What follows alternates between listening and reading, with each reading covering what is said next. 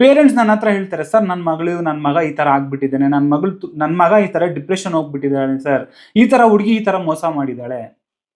ನೀವು ಗೊತ್ತಿರುತ್ತಲ್ವಾ ಮನೇಲಿ ಈ ತರ ಪರಿಸ್ಥಿತಿ ಇದೆ, ನಾವು ಲವ್ ಮಾಡಿದ್ರೆ ಮದುವೆ ಮಾಡ್ತಾರಾ ಇಲ್ವಾ ಅಂತ ಗೊತ್ತಿರುತ್ತಲ್ವಾ.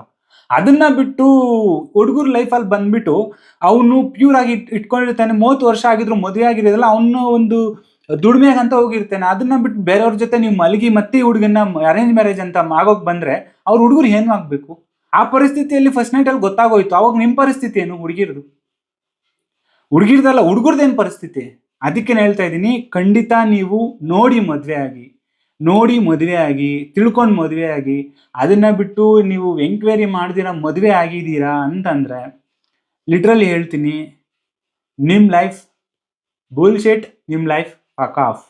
ನಾನು ಹೇಳ್ತಿದ್ದೀನಿ, ಅದನ್ನ ಕನ್ನಡದಲ್ಲಿ ಹೇಳಿದ್ರೆ ಇನ್ನ ಕೆಟ್ಟದಾಗಿರುತ್ತೆ ಅಂತ ಹೇಳ್ತಿಲ್ಲ, ನಿಜ ಹೇಳ್ತೀನಿ, ನಿಮ್ ಲೈಫ್ ಅಂತೂ ನಾಯಿ ಬಾಳಿಗಿಂತ ಕಡೆ.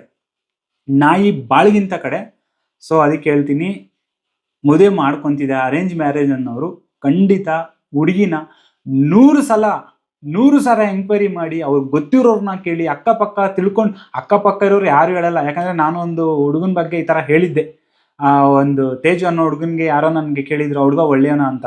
ಅವ್ನು ಮಾಡ್ತಿರೋ ಅಲ್ಕ ಕೆಲ್ಸಕ್ಕೆ ಅವ್ನು ಒಳ್ಳೆಯವನಲ್ಲ ಅಂತ ಹೇಳಿದೆ. ಅದಕ್ಕೆ ನನ್ನನ್ನೇ ಬ್ಲೇಮ್ ಮಾಡಿದ್ರು. ಇಟ್ಸ್ ಓಕೆ ಫೈನ್, ಒಂದು ಹುಡುಗಿ ಲೈಫ್ ಒಳ್ಳೇದಾಯ್ತು.